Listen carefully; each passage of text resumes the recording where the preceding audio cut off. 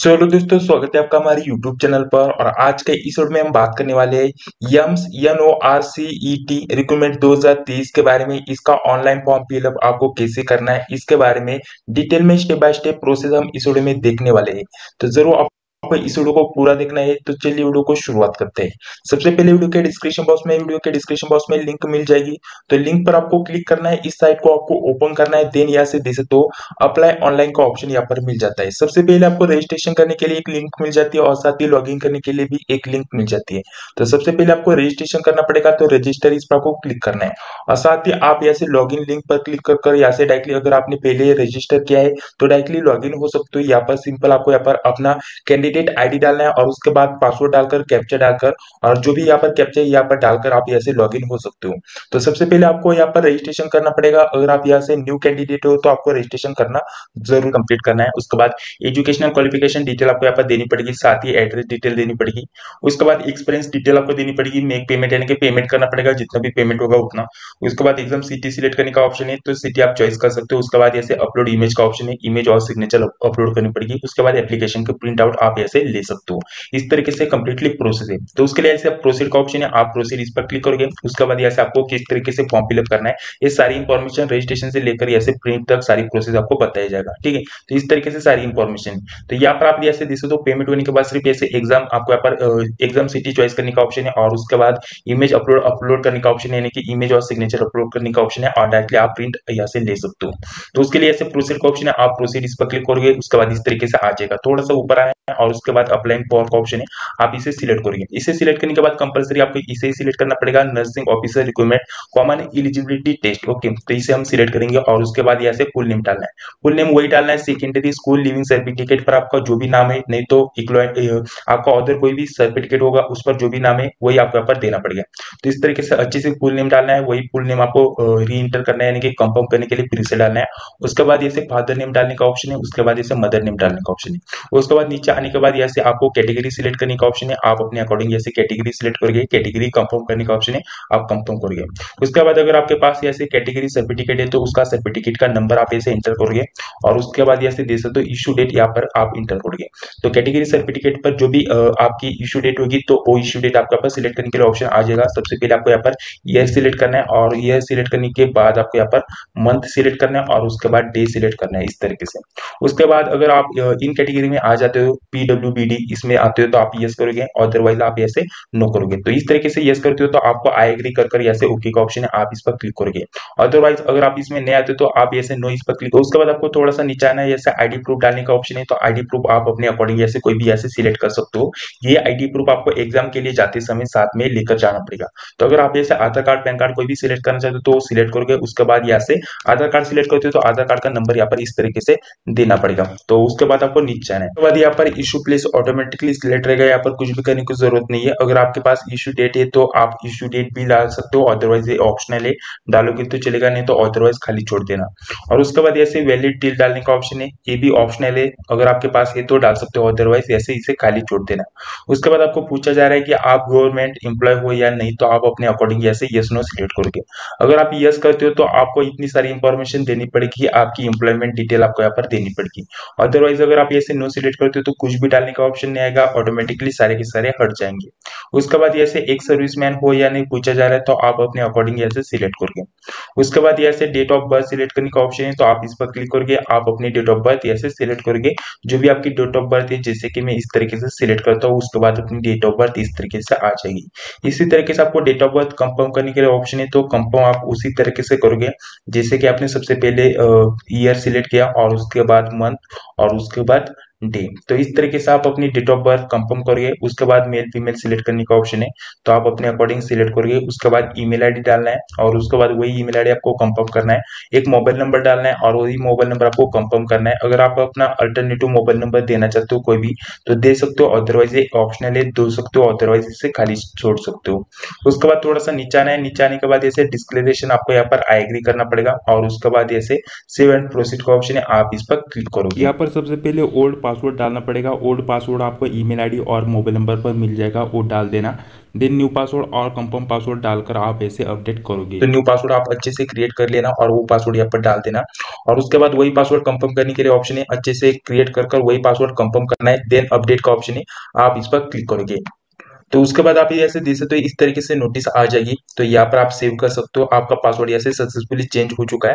तो आप डायरेक्टली ऐसे लॉगिन हो सकते हो, ओके इस पर क्लिक कर सकते हो। तो इस तरीके से मैंने ओके इस पर क्लिक कर लिया और उसके बाद ऑटोमेटिकली लॉगिन करने के लिए ऑप्शन आ जाएगा। तो सबसे पहले आपका कैंडिडेट आईडी आपको डालना पड़ेगा, जो कि आपको मिल चुका होगा। और उसके बाद जो भी पासवर्ड आपने ऐसे क्रिएट किया होगा, वो पासवर्ड डालकर जो नीचे कैप्चा आ रहा होगा, वो कैप्चा आपको देखकर यहाँ पर टाइप करना पड़ेगा। और उसके बाद ऐसे लॉगिन का ऑप्शन है, आप लॉगिन इस पर क्लिक करोगे। उसके बाद आप सक्सेसफुली इसमें लॉगिन हो जाओगे। कुछ इस तरीके से इंटरफेस आपके पास ओपन होकर आ जाएगा।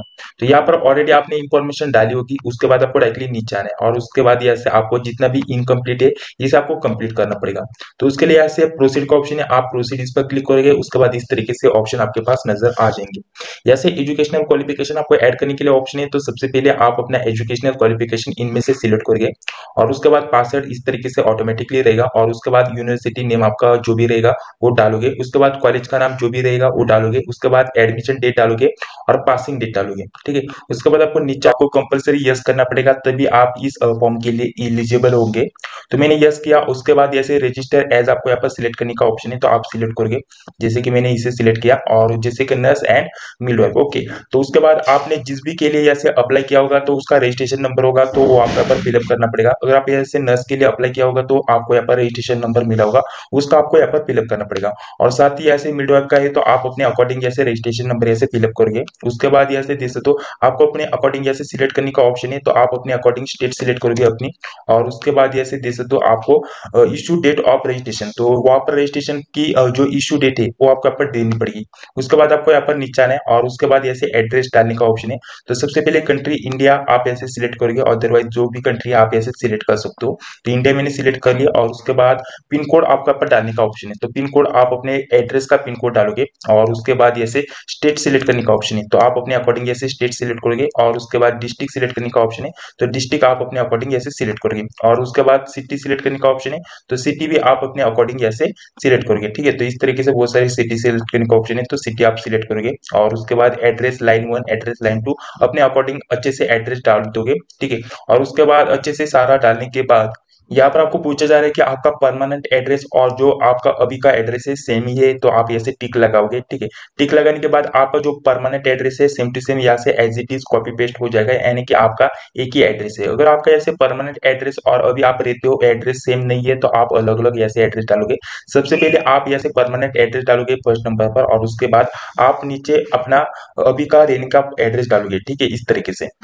उसके बाद ये सारी इंफॉर्मेशन डालने के बाद ऐसे सेव एंड प्रोसीड का ऑप्शन है, आप इस पर क्लिक करोगे।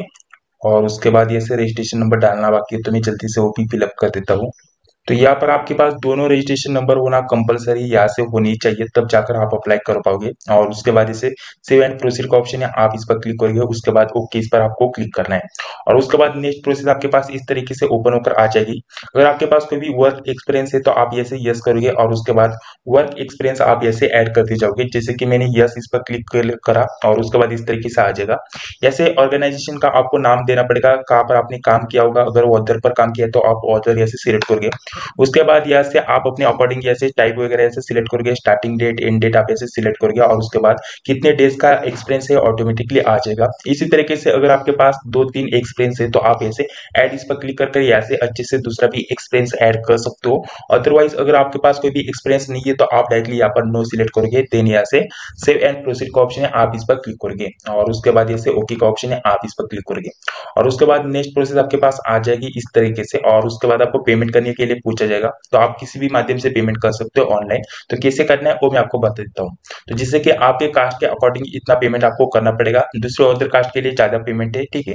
और उसके बाद यहाँ से आपको सिलेक्ट करने के लिए ऑप्शन है, तो आप इन दोनों में से किस में से पेमेंट करना चाहते हो आपको पूछा जा रहा है। तो आप SBI से कर सकते हो, अदरवाइज ऐसे पे गवर्नमेंट इंडिया से आप ऐसे पे कर सकते हो। तो कोई भी आप ऐसे सिलेक्ट कर सकते हो, कोई प्रॉब्लम नहीं है। जैसे कि मैंने SBI सिलेक्ट किया और उसके बाद इस तरीके से नेक्स्ट प्रोसेस आपके पास आ जाएगी। अब आपको यहाँ पर बहुत सारे ऑप्शन मिल जाएंगे। जाएंगे, किसी भी माध्यम से पेमेंट कर सकते हो, जैसे कि नेट बैंकिंग है, क्रेडिट डेबिट कार्ड है, उसके बाद ऐसे क्रेडिट कार्ड है, अदर नेट बैंकिंग है, या फिर इस तरीके से बहुत सारे ऑप्शन आपको देखने के लिए मिल जाएंगे। जिस भी माध्यम से आपको पेमेंट करना है वो आपका पास सिलेक्ट करना है, जैसे कि डेबिट कार्ड से मुझे ऐसे पेमेंट करना है, तो ऐसे अदर डेबिट कार्ड का ऑप्शन है, मैं इसे सिलेक्ट करूंगा और उसके बाद इस तरीके से आ जाएगा। सबसे पहले आपको इस तरीके से सारी इंफॉर्मेशन देखने के लिए मिल जाएगी। कंफर्म का ऑप्शन है, आप कंफर्म इस पर क्लिक करोगे और उसके बाद ऐसे नेक्स्ट इंटरफेस आपके पास ओपन होकर आ जाएगा, जैसे कि स्क्रीन पर देख सकते हो। उसके बाद सबसे पहले कार्ड का नंबर डालना पड़ेगा, उसके बाद एक्सपायरी डेट डालनी पड़ेगी, उसके बाद होल्डर नेम डालना पड़ेगा, उसके बाद कार्ड पर सेकंड नंबर पर यहाँ पर सीवीवी कोड होता है वो डालना पड़ेगा, और उसके बाद यहाँ पर जो भी कैप्चा दिखाई दे रहा है ये कैप्चा आपको अच्छे से डाल देना पड़ेगा। और उसके बाद ऐसे पे का ऑप्शन है, आप पे इस पर क्लिक करोगे, उसके बाद आपने जो भी कार्ड की इंफॉर्मेशन डाली है तो उस पर एक जो भी मोबाइल नंबर लिंक होगा उस पर ओटीपी सेंड किया जाएगा, तो ओटीपी आपको फिलअप करना पड़ेगा, देन आपका पेमेंट ऐसे सक्सेसफुली हो जाएगा। पेमेंट होने के बाद आपको ज्यादा कुछ नहीं करना, जैसे कि पेमेंट के प्रोसेस है, उसके बाद एग्जाम सिटी चॉइस करने का ऑप्शन है, तो चूज आप एक कोई भी एग्जाम सिटी सिलेक्ट कर सकते हो, आपके अकॉर्डिंग जो भी एग्जाम सिटी आपको अच्छी लगती हो आप ऐसे चॉइस कर सकते हो। तो उसके बाद ऐसे अपलोड इमेज का ऑप्शन है, आप अपनी फोटोग्राफ सिग्नेचर आप ऐसे डॉक्यूमेंट्स अपलोड करके, और उसके बाद ऐसे देख सकते हो प्रिंट एप्लीकेशन। तो इतनी सी प्रोसेस, सारी प्रोसेस मैंने यहाँ से इस तरीके से आपको बताने की कोशिश की है। तो अभी मुझे इस तरीके से जो फी पेड नहीं करनी, इसकी वजह से मैं आगे फॉर्म फिलअप नहीं करूंगा, सिर्फ आपको बताने के लिए इतनी प्रोसेस मैंने बता दी है। अगर आपको कोई भी प्रॉब्लम आ जाए तो कमेंट बॉक्स में आप कमेंट कर सकते हो, नहीं तो अदरवाइज वीडियो के डिस्क्रिप्शन बॉक्स में एक मोबाइल नंबर मैं आपको प्रोवाइड करा दूंगा, वहां पर आप कांटेक्ट कर सकते हो। आपको अगर फॉर्म फिलअप करने में कोई भी प्रॉब्लम आ जाती है तो वहां पर आप अपने डॉक्यूमेंट सेंड कर आपका रजिस्ट्रेशन नंबर जो मैंने आपको इस तरीके से क्रिएट करना सिखाया, आपका कैंडिडेट नंबर, तो इस तरीके से सारी प्रोसेस होने के बाद आप उनको दे सकते हो। उसके बाद नेक्स्ट प्रोसेस क्या है, आपको यहाँ पर स्टेप बाय स्टेप आपका फॉर्म फिलअप करवा कर दिया जाएगा। तो इस तरीके से भी कर सकते हो, अदरवाइज आगे आपको ज्यादा कुछ नहीं करना। पेमेंट करने के बाद सिर्फ एग्जाम सिटी सिलेक्ट करनी है, उसके बाद डॉक्यूमेंट्स अपलोड करनी है, यानी कि फोटो सिग्नेचर, और उसके बाद ऐसे एप्लीकेशन की प्रिंट आउट आपको ले लेनी है। तो इस तरीके से कंप्लीटली प्रोसेस है, इस तरीके से आपको अप्लाई करना है। अगर आपको कोई भी प्रॉब्लम आ जाती है तो वीडियो के डिस्क्रिप्शन बॉक्स में मोबाइल नंबर मिल जाएगा, उस पर सिर्फ आपको व्हाट्सएप पर कॉन्टेक्ट करना है, व्हाट्सएप पर ही आपको रिप्लाई दिया जाएगा, तो व्हाट्सएप पर कॉन्टेक्ट करना, ठीक है, कोई भी प्रॉब्लम आ जाता है तो चलिए, अगर आपको वीडियो अच्छा लगे तो वीडियो को लाइक कर लेना, चैनल को भी सब्सक्राइब कर लेना, जो भी लाते हो उसको भी क्लिक कर लेना। मिलते हैं इस इंटरेस्टिंग नेक्स्ट वीडियो में, तब तक के लिए जय हिंद जय भारत।